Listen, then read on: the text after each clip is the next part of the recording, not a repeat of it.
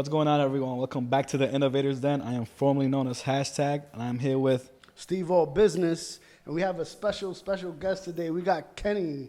What's up, Kenny? How we doing, guys, man? Finally got to meet again. Finally got to show up and to your guys' podcast. I was looking forward to this for a long time. I've seen you guys work. It's impressive. You know me, man. It means a lot coming from you. You've been doing a lot. You've been storming the way for a lot of us. You've been leading. Even here. Behind closed doors. Even you with the actually podcast. inspired us to do this podcast. You know what I'm saying? So it means a lot to have you on today to tell your story, because a lot of people don't know, want to know, and they're going to get the facts today. So, let's start back when you was like, before it all started, right? Because a lot of people know you as an entrepreneur, but why you wanted to be an entrepreneur, and, you could start your story however, My story has a lot of ups and downs. Right. I think a lot of people in my space tend to not highlight that. I think it's part of my story, so I'm always highlighting, probably a little bit too much. I could go as back as my first business. Right. I think I was about 19 years old. That's a good start. This was before social media, way before social media. I had a business called Inbox PC. Inbox PC was a website creating business. Wow. Nobody Right? would think that, right? This was before, I don't even know what was around, probably Mi Gente, Right. Yeah. before then. And I had a business partner that was the creator. And that was like my first journey into self-employment as far as business. Right. I've always had a business mindset. I think my mind kind of works in a way where anything I see, like I'm looking at this whole setup, I'm looking at how much each mic costs, how much does the engineer cost, like the concept of business behind anything. It's an art. That's how. So it's weird how it works. I can go to the circus and I'm trying to figure out how much does it cost to X, Y, Z. What's up? I've always had that mindset, and that's, I guess, was my initial start into business. But that PC thing, y'all was making websites for Who's making websites? Funny story is I met this gentleman, and he's like, "Look, I figured out how to do actual movie." I guess at the time, websites were just like writing, like it was like a platform. Right. And he's like, "Look, I know this thing called Flash, and we can create X, Y, Z, and it just shows like the logos popping out here and there. It's like more graphic. No one was doing that. Yeah. Yeah. And my business mind was like, okay, cool. Let's just go tap into X businesses within our areas. And we were doing pretty good money, right? dope. I actually purchased my first property at 19 years old from the money I made with that business. That's crazy. Looking back, that wasn't a business. It was never incorporated. It was never anything, right?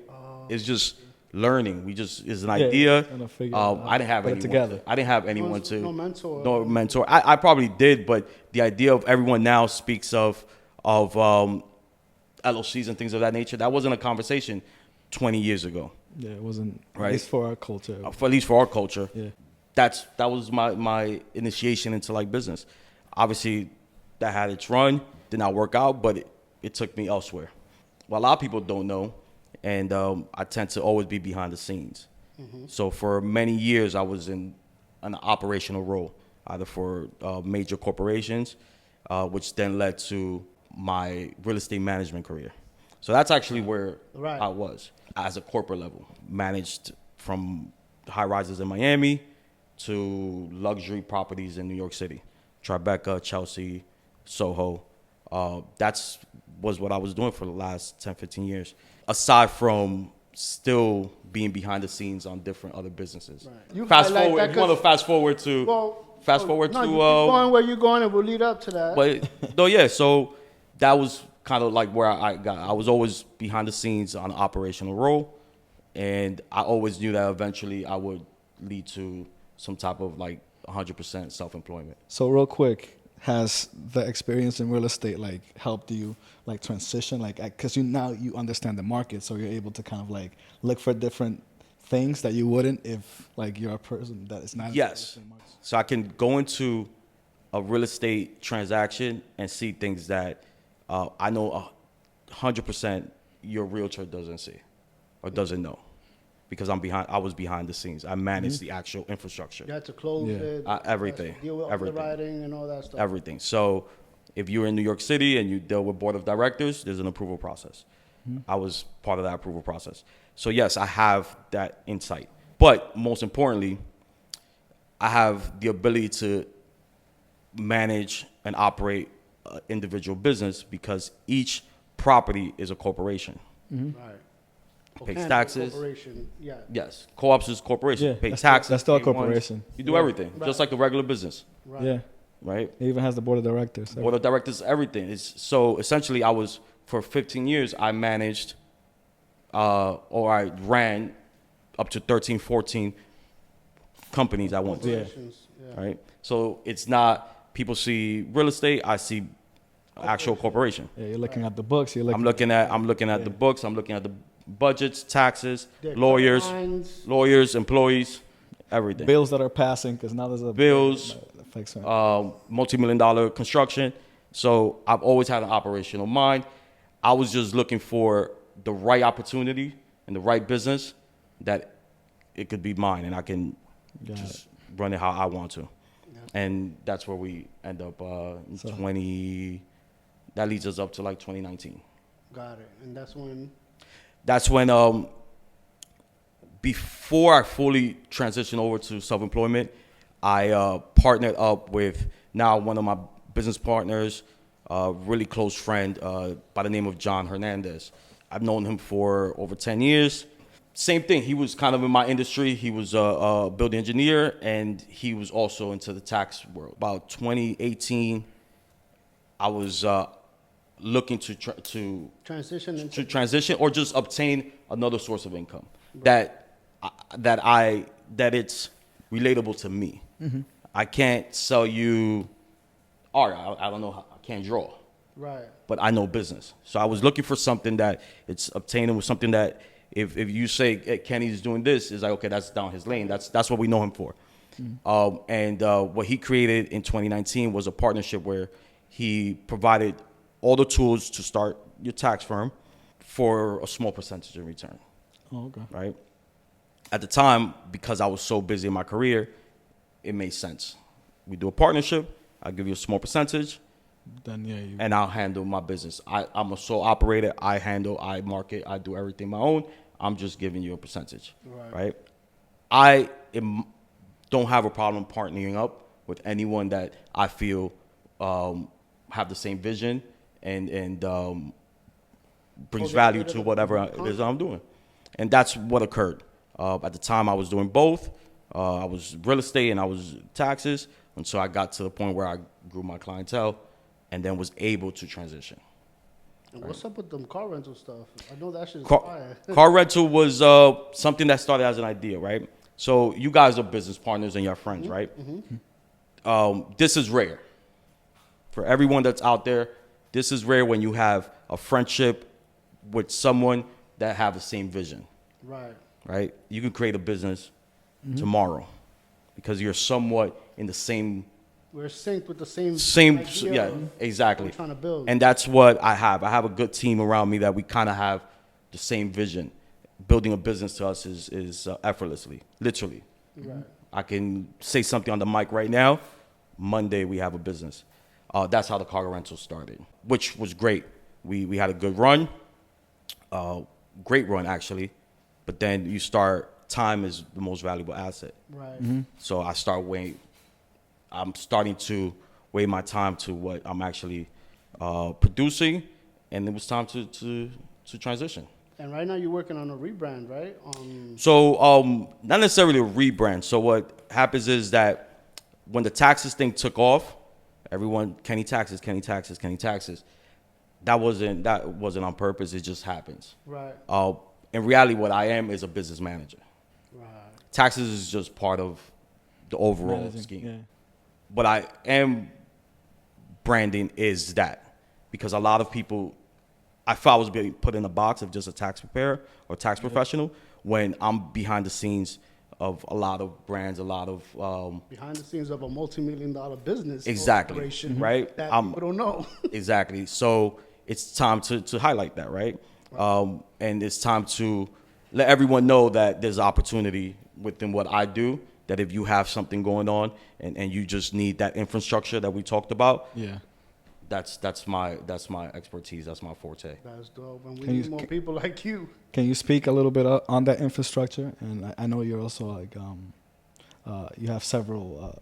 So yeah, so I have business. besides that, I am owner of Waha Broadway, which is a staple, great. which is a staple in Washington Heights. Waha is a pizzeria that was founded by one of my mentors, Junior La Antigua, back in 2016. This gentleman also founded the first lounge in Dykeman, restaurants, all types of things. Right? He's an innovator, right?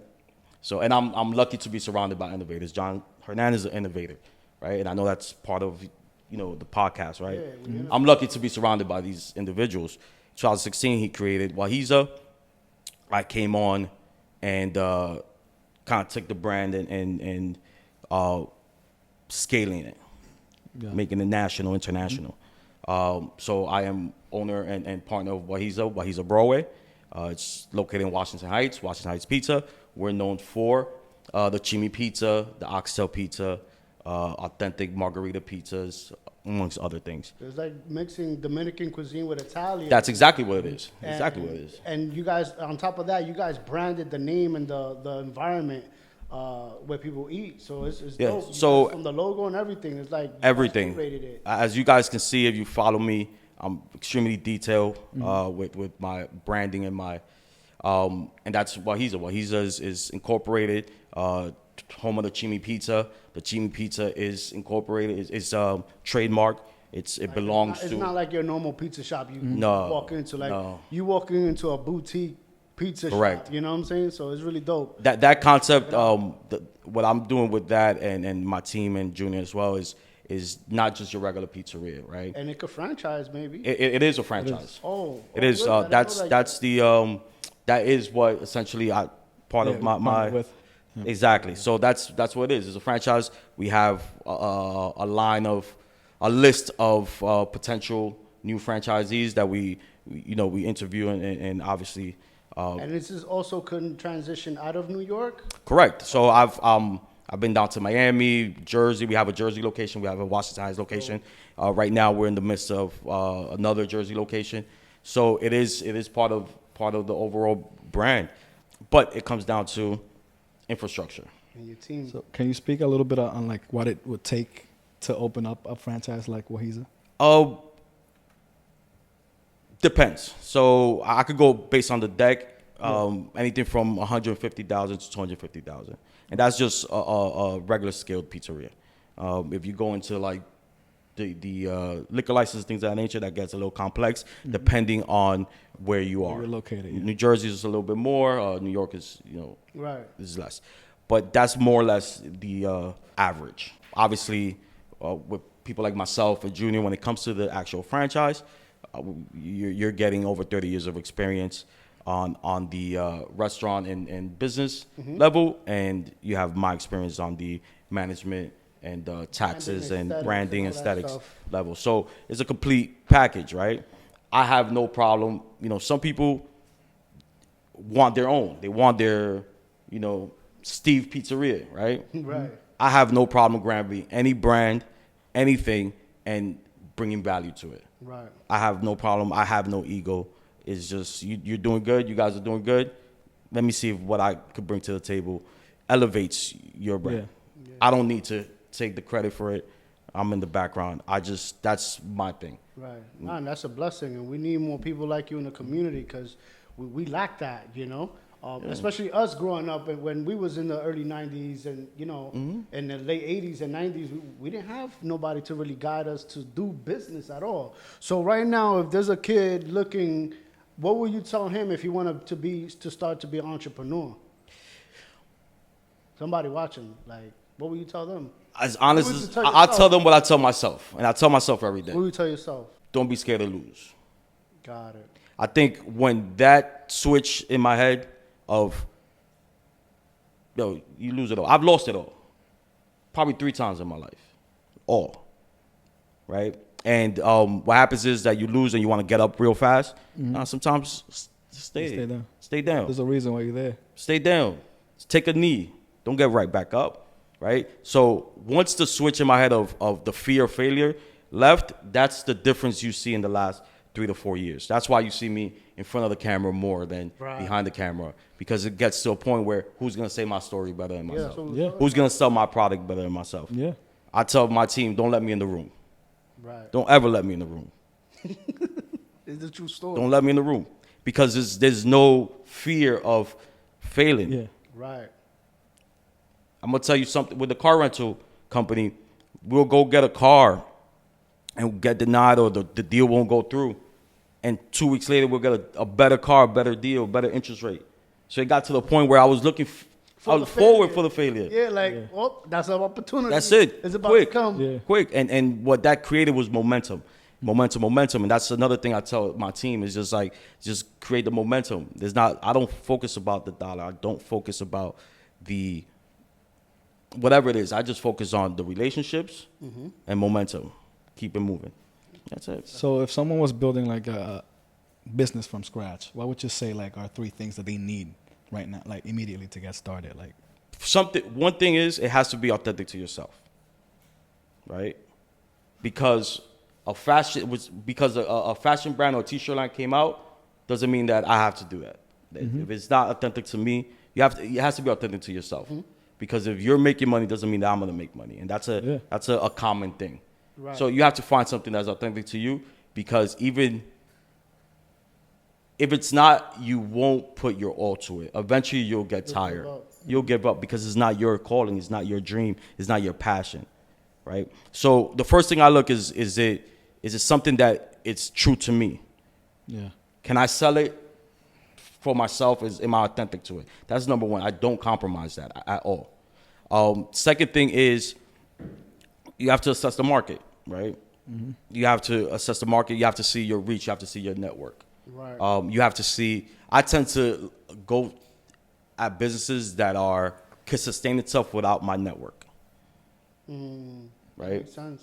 Because you guys are my guys, but everyone is busy. If I depend on you guys to come to my pizzeria, it's tough, and it's not. It's just it's life, Yeah, right? it's life. So I tend to certain things, taxes. Everyone needs to do taxes. Everyone, the whole world, Everybody right? needs The whole U.S. at some point have to do taxes. So these are things that I'm not dependent. Is a product that will sell itself. It sell itself, right? So that's my thing. But the first thing I look at, obviously, the product. Does it have a market for it?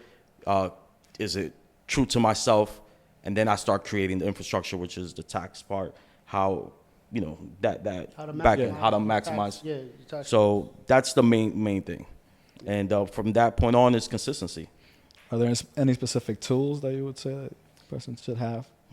As far as to start a business? Yeah. Intuit or whatever else people use. I don't know. QuickBooks. Yeah. QuickBooks, That's what I meant. but even that, It's still mindset. that's too far ahead. That's Yeah. too far ahead. Find someone that you trust that's on the back end as far as like the taxes part and that part. Find someone you trust that's willing to give you information, right? Not just punch in the work for you and give you At least consult you. consult you. So when people ask me, what do you do? A lot of times I joke around and say, I'm in the information business. I just give information. Right. You get it, I get it, I just share it. But that's important. That's a lot of what I do. So it's not just, you're my client. I give you information. I call you in July because I know there's a business opportunity in your field. Right. Right? That's the type of stuff. So The follow back is important.